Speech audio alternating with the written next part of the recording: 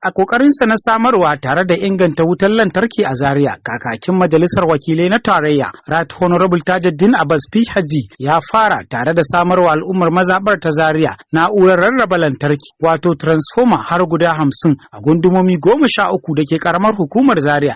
Raban na'urar rarraba lantarkin da ke gudana wanda jagaban iyan zazzau Malam Iliyasu Balarabe ke jagoranta tare da sauran ma'aikata wanda ake sakawa tare da sa kayayyakin na'urar lantarkin duka kyauta bisa kulawa na kakakin Majalisar Wakilai ta Tarayya. Yayin handanta na'urar rarraba lantarkin jagaban ya bayyana cewa kamar yadda shugabanninku suka zo suka roƙa na bukatuwan transformer a wannan yanki, mai girma speaker ya amince da roƙonku. Yau cikin hukuncin Allah gashi mun kawo muku transformer 300 kVA. Mun zo da injiniyoyi wanda suke da alhakin installing wannan transformer su energizing.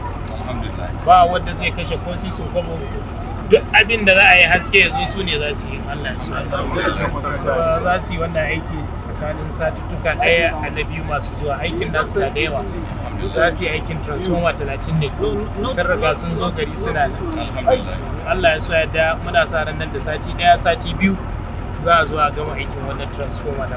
Su kuwa masu angonni da mahukunta na yankunan da suka amfana da na'urar rarraba lantarkin sun nuna farin cikin su tare da godiya ga kakakin Majalisar Wakilan na Tarayya na cire su a cikin kangin duhu da aka yi. Ya kawo mu jama'an mu ne duka. Muna fatan Allah ya sa jama'an mu su amfana da shi. Sai ina roƙo da jama'an mu wanda za su amfana da wannan kaya ne na al'umma. Shi ya riga ya nashi.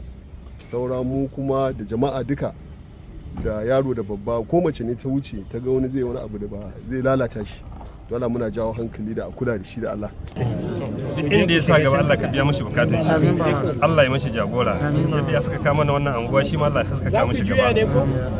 Muna mika kyakkyawan godiyanmu ga mai martaba mai girma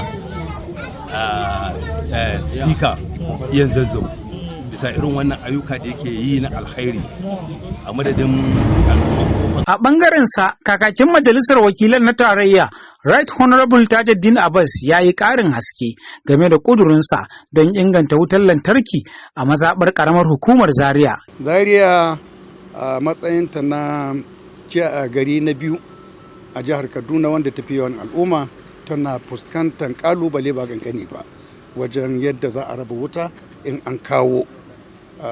Shi yasa a wannan kasafin kuɗi muga ya dace mu duba wannan sashen, muga yadda za mu taimaka ma gwamnati, mu taimaka ma al'umma, mu kawo masu transformers wanda zai ƙara ba da daman a raba wutan nan in an yi generator. Alhamdulillahi muna kan haka, kuma cikin 'yan satuttuka kaɗan masu zuwan Allah yarda za a kammala wannan aiki.